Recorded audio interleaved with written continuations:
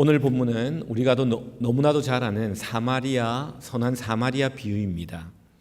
이 선한 사마리아 비유는 적지 않게 소구사에 많은 선한 영향력을 끼칩니다.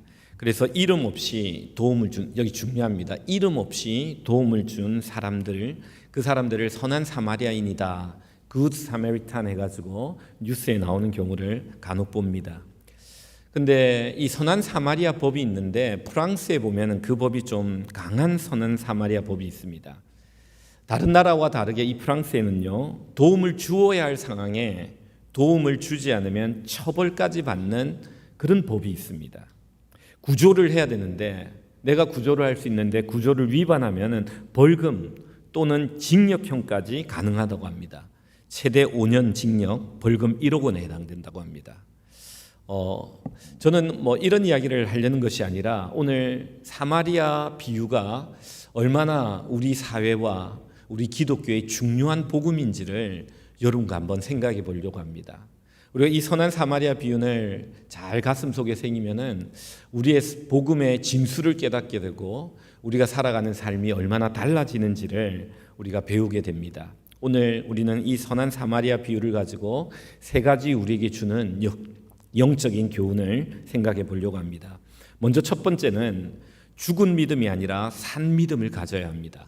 우리 같이 한번 따라해 봅니다. 죽은 믿음이 아니라 산 믿음을 가져야 합니다.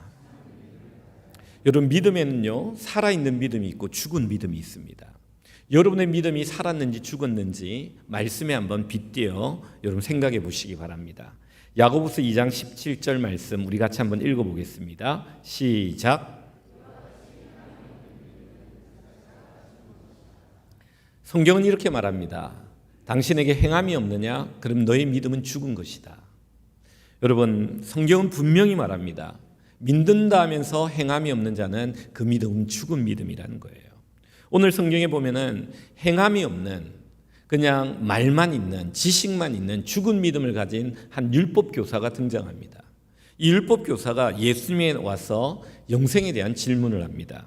여러분, 오늘 보면 25절 볼까요? 여기 보면 이런 말씀이 있습니다. 어떤 율법 교사가 일어나 예수를 시험하여 이르되 선생님, 내가 무엇을 하여야 영생을 얻으리까? 이 율법 교사는요, 이 청년 예수님이 얼마나 성경에 대한 지식이 있는지 시험코자 율법을 가지고 질문을 합니다. 내가 무엇을 해야 영생을 얻을 수 있습니까? 라고 질문하자 예수님은 26절에 이렇게 대답합니다. 반문하시죠. 예수께서 이르시되 율법에 무엇이라 기록되었으며 내가 어떻게 읽느냐. 여러분, 우리가 성경을 읽을 때 성경이란 진리란 사실이 있고요, 그리고 어떻게 내가 읽느냐는 해석이 있습니다. 우리가 성경을 읽으면서 그 진리와 사실을 받아들이는데 내가 어떻게 읽느냐, 어떻게 해석하느냐에 따라서 이 진리는 달라질 수 있습니다. 그래서 예수님이 이렇게 묻습니다. 너가 알고 있는 객관적인 율법에서의 영생의 진리가 무엇이냐, 그리고 너는 그것을 어떻게 해석하고 생각하느냐라고 묻고 계십니다. 그때 이 27절에 이 율법 교사는 이렇게 대답합니다. 대답하여 이르되 내 마음을 다하며 목숨을 다하며 힘을 다하며 뜻을 다하여 주 너의 하나님을 사랑하고 또한 내 이웃을 내 자신과 같이 사랑하라 하였나이다. 굉장히 자신 있게 말합니다. 그는 정말 율법에 통달했습니다. 율법이 600개가 넘는 그 하라 하지 말라는 명령 가운데 최고의 율법, 어떠한 자가 영생을 소유한 자인지를 그는 분명히 알고 있었습니다. 그래서 자신 있게 예수님께 대답하는 모습을 봅니다. 이때 예수님이 이에게 충격적인 말을 합니다. 28절 봅니다. 우리 같이 함께 읽습니다. 시작.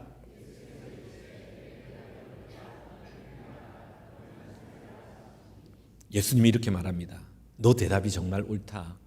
근데 너는 이를 행하지 않고 있구나. 이를 행하라. 그러면 너는 살게 될 것이다 라고 말합니다. 예수님은 율법 교사를 향해 이렇게 말합니다. 너는 알고만 있지 행하고 있지 않다라고 말합니다. 많은 사람들이 착각하는 부분이 내가 안다고 해서 내가 행한다는 착각을 참 많이 합니다.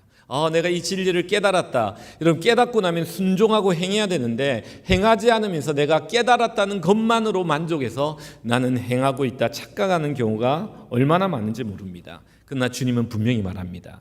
행하지 않는 자는 죽은 자다.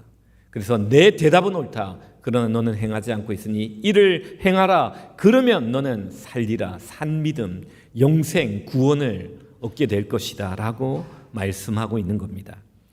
여러분, 소크라테스는 이런 말을 합니다. 지행합일설, 아는 것과 행하는 것은 하나다라는 이야기입니다. 다른 말로 하면 아는 것과 행하는 것을 분리할 수 없다는 거예요. 여러분, 분리된다고 생각하면 이거는 모르는 것이라고 해요. 그가 알면서 행하지 않으면 그는 그것을 모르는 것이다라고 말해요. 그래서 너 자신을 알라. 너가 무엇을 알고 있고 그것을 행하고 있는지.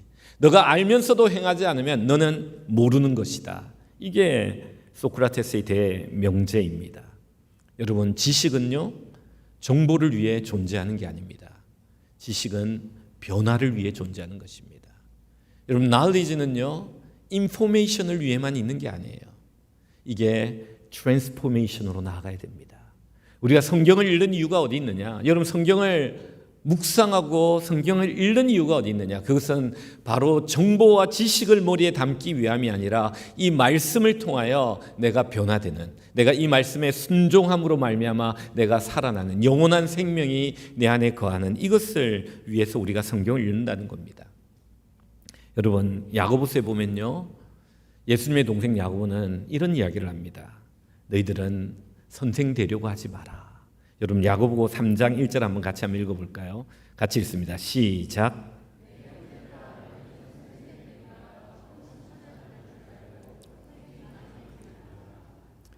너희 선생된 우리가 더 큰 심판을 받을 줄 알고 선생이 많이 되지 말라. 무슨 말입니까?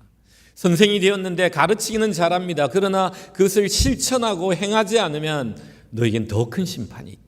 차라리 모르는 것이 더 나을 텐데, 이렇게 말씀하고 있는 거예요. 여러분, 안다면은 우린 그것을 행함으로, 우린 그것을 실천함으로 살아있는 믿음이 되어야 된다는 거예요.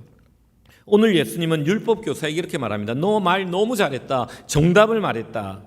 하나님 사랑, 이웃 사랑, 여기에 영생이 있다. 맞습니다. 그런데 그에는 정답이 있지만, 입으로 정답을 말하고 있지만 삶으로 정답을 말하고 있지 않다는 겁니다. 우리 주님은 입으로 정답을 말하는 사람을 찾는 것이 아니라 삶으로 정답을 보여주는 사람을 찾고 있는 것입니다. 여러분, 인터뷰를 하면요, 사람들이 정답을 말하려고 합니다. 막 모범답안 해가지고 막 정답을 말합니다. 그래, 인터뷰할 때 회사의 주인들은, 사장들은 인터뷰할 때, 노련한 회사 사장은요, 질문을 하고 그 사람이 입으로 정답을 말하는 그 가운데 그의 인격과 성품 가운데 정답이 있는지를 보는 거예요. 말이 아니라, 말의 정답이 아니라 삶의 정답이 있는 자를 찾는 겁니다. 제가 이렇게 교회 부교육자로 오래 생활하면서 동료들과 또 부교육자들을 이렇게 많은 사람들을 봅니다. 이 친구들 중에 막 입의 정답이 완전 뛰어난 친구들이 있어요. 말을 너무 잘하는 친구가 있어요.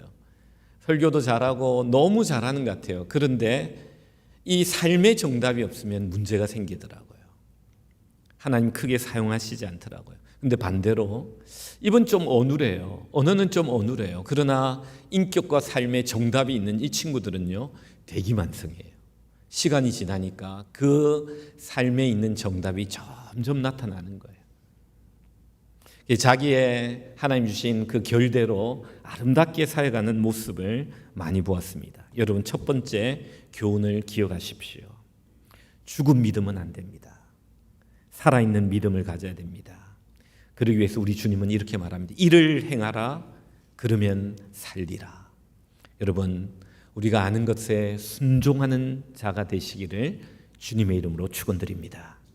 두 번째는 뭐냐면요, 오늘 이 교훈은 우리에게 마음에 있는 원수를 제거하라고 말씀하십니다. 우리 한번 같이 따라해 봅니다. 원수를 마음에서 제거해야 됩니다.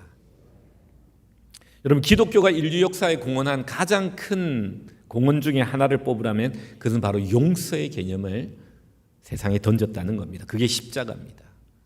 원수를 사랑하는, 죄인을 용서하고 원수를 사랑하는 이 원수 사랑이 이 기독교가 가진 최고의 복음의 진수고, 여기에 기독교의 능력이 있는 것입니다. 모든 사람들은요, 자기 마음에 블랙리스트가 있어요. 자기가 싫어하는 사람 명단들이 쫙 있어요. 어떤 사람은 한 3명 정도 있고요. 어떤 사람은 한 5명, 좀 많으면 10명 정도. 말할 때마다 웃는 분이 계신데 여러분 마음속에 블랙리스트가 몇 명 있습니까? 신앙생활은 어떤 거냐면요, 이런 블랙리스트를 한 명씩 지우는 거예요. 이것이 영생이고 구원이요 천국이 임한다라고 주님이 말씀하십니다. 예수님께서 산상수훈에 제자들을 가르치면서 마치 모세가 10계명을 시내산에서 받아 가르치신 것처럼 예수님께서 산상에서 교훈을 주셨는데 그 교훈 중에 이런 교훈이 있습니다. 마태복음 5장 43절 48절입니다. 43절 한번 띄워주실래요? 예수님이 이렇게 말씀하십니다. 또 내 이웃을 사랑하고 내 원수를 미워하라 하였다는 것을 너희가 들었으나, 이것은 구약에 이렇게 기록되었어요. 구약은 이렇게 되어 있습니다. 교훈 중에 너희는 원수를 사랑하고 43절 아직 넘어가지 마십시오. 내 이웃을 사랑하고 내 원수를 미워하라. 그래서 이에는 이, 눈에는 눈, 이런 법이 있는 거예요. 이웃을 사랑하고, 이게 구약의 법으로 알고 있는데 너희가 이것을 들었지만 44절에 예수님이 이렇게 말합니다. 나는 너희에게 이르노니 너희 원수를 사랑하고 너희를 박해하는 자를 위하여 기도하라. 나는 원수를 사랑하라고 말씀하고 있는 거예요. 왜 그러냐? 45절 볼까요? 이같이 한즉 하늘에 계신 너희 아버지의 아들이, 너희들이 이것을 행할 때 하늘에 계신 하나님 아버지의 아들이 된다. 너희에게 구원이 있고 영생이 있고 천국이 임한다는 거예요. 하나님이 그 해를 악인과 선인에게 비추고 그 비를 의로운 자와 불의한 자에게 내려주심이라. 하나님은요, 악인에게는 해를 비추지 않고 비를 주지 않고 해를 선인과 의로운 자에게만 해와 비를 비추는 분이 아니란 거예요. 악인과 선인, 의로운 자, 불의한 자 상관없이 모든 자에게 해와 비를 비추시듯이 우리는 그 사랑을 모든 사람들에게 비추어야 된다는 거예요. 원수 사랑은 모두를 사랑하라는 거예요. 여러분 46절에 뭐라고 말합니까? 이런 말씀이 있습니다. 46절에 너희가 너희를 사랑한 자를 사랑하면 무슨 상이 있으리요? 세리도 이같이 하는, 이 친구 사랑이에요. 친구를 사랑하는 자는 누구나 다 하는 사랑이란 거예요. 세리도 이렇게 하는 거예요. 47절에 뭐라고 말합니까? 또 너희가 너희 형제에게만 무난하면 남보다 더하는 것이 무엇이냐? 이방인들도 이같이 아니하느냐? 여러분, 그 당시에 세리와 이방인들은 죄인이라고 생각했던 유대인들의 생각이었습니다. 너희들이 생각하는 죄인들도 너희들과 똑같이 친구를 사랑하는데 이 사랑에 영생이 있는 것이 아니다라고 말씀하시는 거죠. 48절 결론 우리 같이 한번 읽어볼까요? 같이 읽습니다. 시작.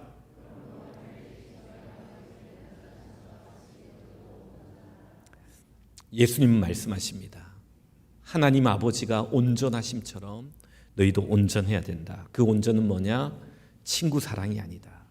원수 사랑을 통해서 너가 모든 사람들을 사랑할 수 있어야 된다라고 말씀하십니다. 이렇게 될 때 우리가 하나님의 아들이 되고 우리 안에 영생과 천국이 임할 수 있다는 거죠.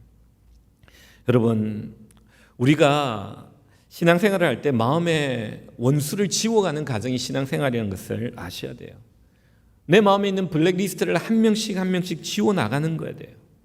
우리가 네 편 내 편 나눌 것이 아니라 우리는 하나님의 온전하심과 같이 좌우 논리가 아니라 상하 논리로 정말 하나님의 시각에서 이 모든 세상 사람들을 바라보며 구원받아야 될 모든 백성으로 보고 네 편 내 편을 가를 것이 아니라 모두 하나님께 구원받아야 될 해와 비를 모든 사람들에게 주시는 이 하나님의 마음을 품고 우리가 살아가야 된다는 거예요.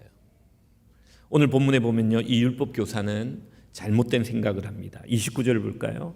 그는 이런 질문을 합니다. 29절에 보면 우리 같이 한번 읽겠습니다. 시작.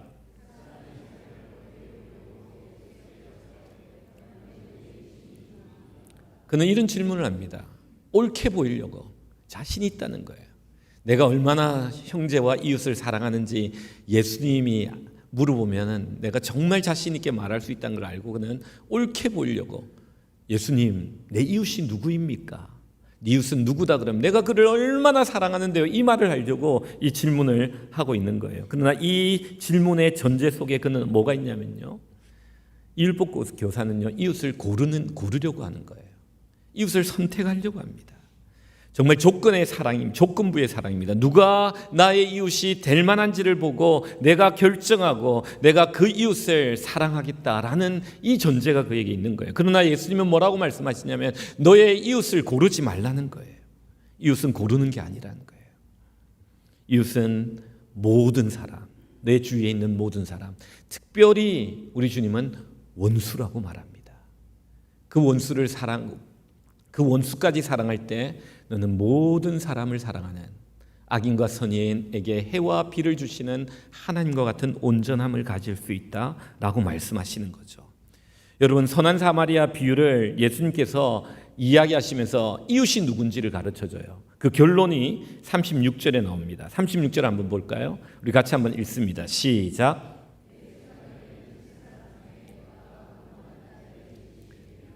우리는 이 스토리를 잘 압니다. 이 세 사람은 바로 제사장, 레위인, 사마리아인 중에 누가 강도 만난 자의 이웃이냐라고 주님이 결론적으로 물으시는 거예요. 그런데 초등학생도 답은 금방 압니다. 근데 답이 참 흥미로워요. 37절 한번 볼까요? 그는 뭐라고 말하냐면 이렇게 말합니다. 사마리아인입니다. 이렇게 말하지 않아요. 이르되 자비를 베푼 자니이다.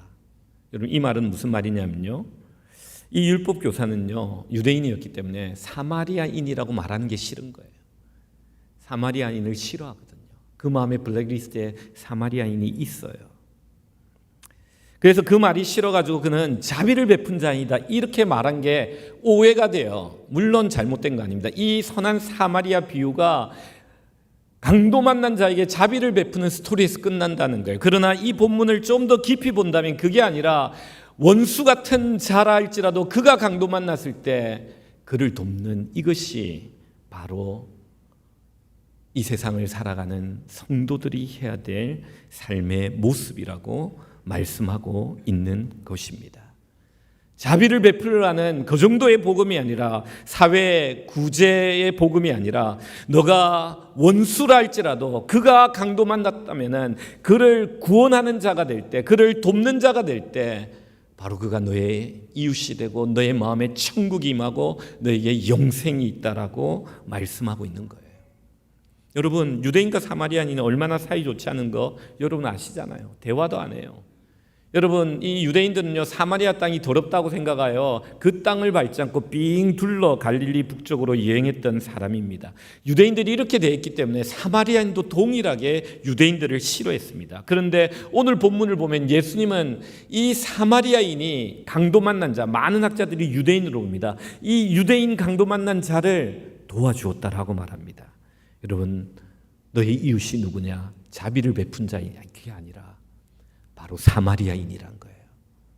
그 마음에 블랙리스트로 원수같이 여기는 그 마음을 가진 그가 그 블랙리스트를 지우고 그를 사랑했다는 겁니다.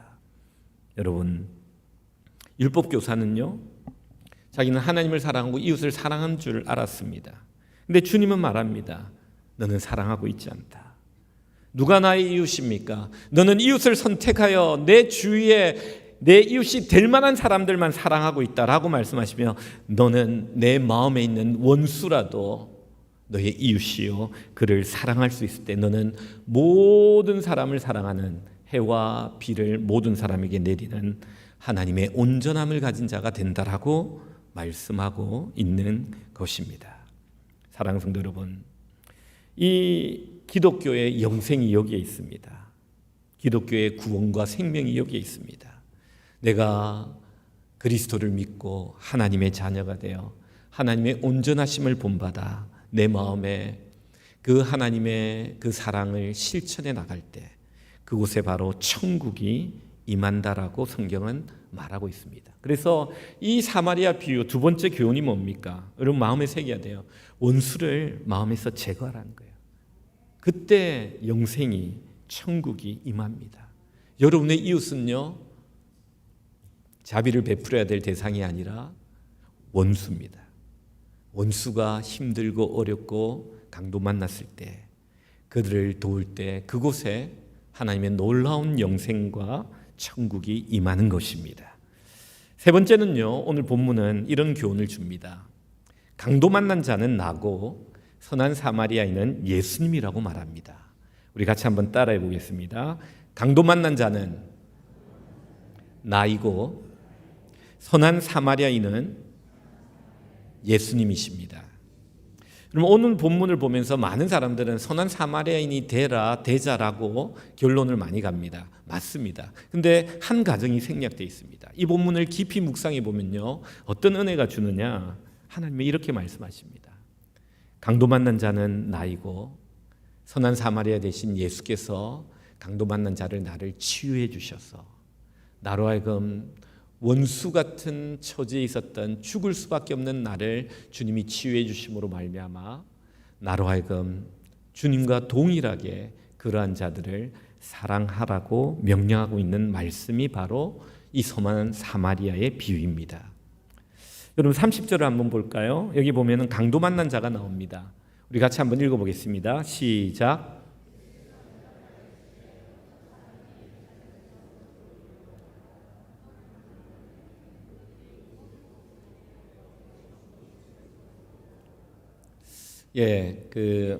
사실 30절에 보면 어떤 사람이 여기서 예루살렘에서 여리고로 내려가다 강도를 만났다고 해요. 그 사진 하나 보여주실래요?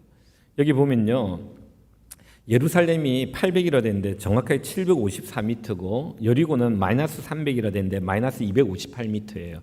그래서 그 차이는 1000m, 1012m 정도 돼요. 그런데 그 거리가 27km밖에 안 되기 때문에 저렇게 굉장히 험한 산길입니다. 여기에 강도들이 많았대요. 내려가는데 막 돌짝도 많고 막 이런데 강도가 숨어 있다가 강도가 많이 등장했답니다. 그래서 많은 사람들이 무리를 지어 가야 되는 곳이 바로 여기입니다. 그런데 이 성경 본문을 보니까 강도 만난 자가 내 모습과 너무 흡사한 거예요. 가지 말아야 할 길을 가다가 강도를 만나요. 자신에게 있는 유혹과 욕심을 거부하지 못하고 제 길을 가다가 습격을 당해요. 그래서 쓰러져 죽어가는 모습이 마치 나의 모습과도 같아요. 인생을 살다 보면 전혀 예상하지 못한 강도들이 득실득실합니다. 자녀 문제의 강도, 건강 문제라는 강도, 경제 문제라는 강도, 여러 강도들이 우리 인생을 공격합니다. 그래서 우리는 그게 맞아 쓰러져 죽을 것 같은 그런 상황에 들어갈 때마다 우리 주님은 우리를 찾아오셔서 싸매 주시고 치유해 주시는 이 모습이 너무 나의 모습과 비슷하다는 거예요. 여러분, 선한 사마리아인의 모습을 한번 볼까요? 33절입니다. 예수님의 모습과 너무 비슷합니다. 여기 보면요, 어떤 사마리아 사람은 여행하는 중 거기 이르러 그를 보고 불쌍히 여겨. 우리 예수님은요, 길을 가다가 어떤 사람이 이렇게 아파하고 힘들어하면요, 걸음을 멈추시고 그리로 가가지고 그를 얼마나 불쌍히 여겼는지 모릅니다. 길 가다가 바디메오가 울부짖으니까 그를 불쌍히 여겨요. 길을 가다가 삭개오를 불쌍히 여기셨고 혈루병 앓은 여인을 불쌍히 여겼고 얼마나 많은 병자와 귀신 들린 자와 그 연약한 자들을 불쌍히 여기시는지 몰라요. 가는 길을 멈추시고 주님은 그들에게 가 그들을 치유하십니다. 34절에 보면요, 치유가 나와요. 어떻게 치유하시냐면요, 34절에 이런 말씀이 있습니다. 가까이 가서 기름과 포도주를 그 상처에 붓고, 34절 띄워주시기 바랍니다.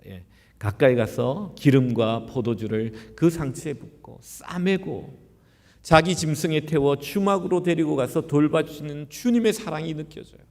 나는 나 혼자 걸어간 줄 알았는데 그게 아니라 주님이 내리셔서 걸으시고 나를 그 짐승에 태워가지고 주막까지 데려가 나를 치료하시고 돌봐주신 분이 주님인데, 이 선한 사마리아의 모습이 우리 주님과 너무 흡사해요. 35절에 보면요, 그가 온전히 낫기를 그 이튿날 주막 주인에게 데나리온 2를 줍니다. 이것은 2달치 숙박료 정도에 해당됩니다. 이 사람을 돌보아주라. 비용이 더 들면 내가 돌아올 때 갚으리라. 우리를 온전히 완전히 치유해 주실 때까지 우리를 향한 주의 사랑, 헌신, 희생들이 우리의 삶 속에 나타나는데 바로 주님의 모습이 이 선한 사마리아 모습에 너무 많이 등장한다는 거예요. 얼마나 많은 사람들이 예수님이 나사렛에서 태어났다고 무시와 멸시와 거부를 했는지 몰라요. 유대인들은 얼마나 예수님을 싫어했는지 몰라요. 그럼에도 불구하고 주님은 길을 가시면서 그들의 걸음을 멈추시고 그들을 불쌍히 여기시고 강도 만난 자, 죄의 습격을 받아 여러 강도 종류를 만나 쓰러진 자들을 일으키시고 세우시고 치료하신 분이 바로 우리 주님이시에요. 수로보니게 여인을 딸을 고쳐주고 사마리아 수가성 여인을 고쳐주시고 거라사 강인을 고쳐주셨어요. 거라사 강인을 고쳐줄 때는 이곳을 떠나라는 거절까지 당했음에도 불구하고 주님은 여전히 그들을 고쳐주셨던 겁니다. 선한 사마리아인을 읽고 강도를 깊이 묵상하다 보면 강도 맞은 자는 나요, 선한 사마리아인은 주님이라는 것을 떨쳐버릴 수가 없어요. 그래서 예수님은 37절에 이렇게 말합니다. 다시 한번 선한 사마리아인의 결론 한번 읽어볼까요? 시작.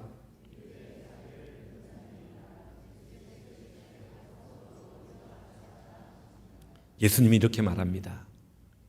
가서 너도 이와 같이 하라. 누가 이와 같이 했습니까?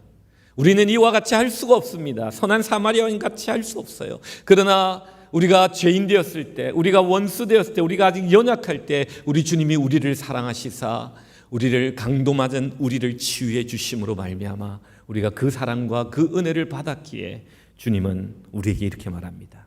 너도 그 사랑을 받았으니 가서 너도 이와 같이 하라. 여러분, 빅토르 위고가 쓴 장발장이라는 글이 있습니다. 주인공은 조카를 위해 빵을 훔치다가 그 훔친 죄로 5년형을 선고받습니다. 탈출을 시도하다가 19년형을 선고받고 감옥에 있습니다. 그는 감옥에 나갈 때 세상에 대한 복수심으로 가득 찹니다. 세상은 그를 받아주지 않습니다. 전과자라고. 그는 한 교회에 들어갔는데 그곳에서 미리엘이라는 주교를 만납니다. 따뜻한 음식을 대접받고 그가 잠시 자리를 비운 사이에 은 쟁반을 훔쳐 달아납니다. 그런데 경찰에 붙잡힙니다. 남루한 옷차림에 은 쟁반을 들고 있는 모습을 보고 그를 붙잡고 교회로 데려옵니다. 이 사람이 이곳에서 이것을 훔쳤다고.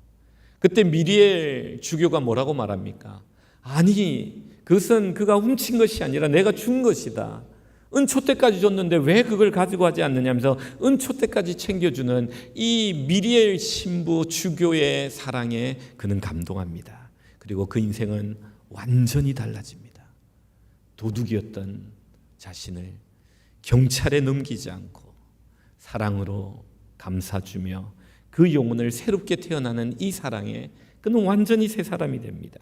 그 장발장은 이름을 마들렌으로 바꿉니다. 그리고 다른 도시에 가서 정직히 살다가 사업을 하다가 부를 이루고 사업가가 되고 그 도시의 시장이 됩니다. 그러나 자베르라는 이 형사가 그를 의심하기 시작합니다. 그의 가거를 파고 그를 집요하게 추격합니다. 그의 계속되는 추격 가운데 그는 도망다니면서도 끝까지 선을 행합니다. 심지어는 자신을 체포하려고 했던 이 자베르가 큰 위기에 빠집니다. 그런데 그를 도와주지 않으면 그는 이제 자유가 됩니다. 그럼에도 불구하고 그는 원수같이 쫓아다니는 이 자베르를 그 어려움에서 구해줍니다. 이게 뭡니까? 바로 그가 받았던 그 미리엘 주교로부터 받았던 그 사랑을, 원수 사랑을 실천하는 거예요. 그 다음에 그는 코제트라는 어떤 한 여인의 딸을 양녀로 받아 그녀를 사랑합니다. 그녀를 섬깁니다. 그리고 그 연인까지 섬기며 그들의 위기에서도 그들이 그렇게 속을 썩여도 얼마나 이 하나님의 사랑으로 그들을 사랑하는지 모릅니다. 마지막에 그들은 돌아오게 됩니다. 그리고 장발장은 그들 앞에서 평화롭게 사랑하는 이 앞에서 눈을 감음으로 이 스토리가 끝이 납니다. 빅토르 위고는 왜 이런 소설을 기록했을까요? 그 당시 프랑스 교회는요 그렇게 좋은 이미지가 아니었습니다.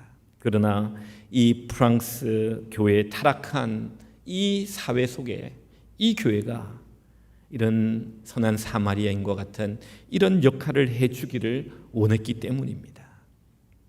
제가 서론에 프랑스가 선한 사마리아법이 무엇보다도 강하다고 제가 말씀드렸죠. 저는 잘 모르겠어요. 이런 문학과 또 성경적인 빅토르 위고도 신앙을 가진 사람이었기 때문에 어떤 영향이 있었는지 모르겠지만 이 선한 사마리아 범이 프랑스는 어느 나라보다 강한 나라가 되었습니다. 여러분 무엇을 이야기합니까? 여러분에게 도전합니다. 아마 그 강도맞은 유대인은요, 그 다음부터 사마리아인을 바라보는 눈이 달라졌을 겁니다. 왜냐하면 그가 그를 죽음에서 구원해 줬기 때문에. 아마 그는 유대인과 사마리아인의 브릿지가 되지 않았을까 생각해 봅니다. 사랑하는 성도 여러분, 우리 이 세 번째 교훈을 마음에 새기셔야 됩니다. 성경은 뭐라고 말합니까? 강도 만난 자는 나이고 선한 사마리아인은 예수님이시고 예수님이 나를 살리심으로 말미암아 너도 가서 이와 같이 행하라 말씀하십니다. 말씀을 맺습니다. 말씀을 정리하고 복습합니다.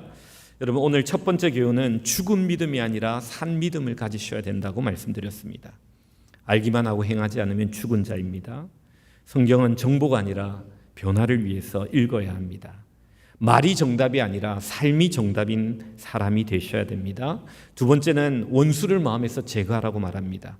마음에 있는 블랙리스트를 한 사람씩 지워져 나가는 것이 신앙입니다.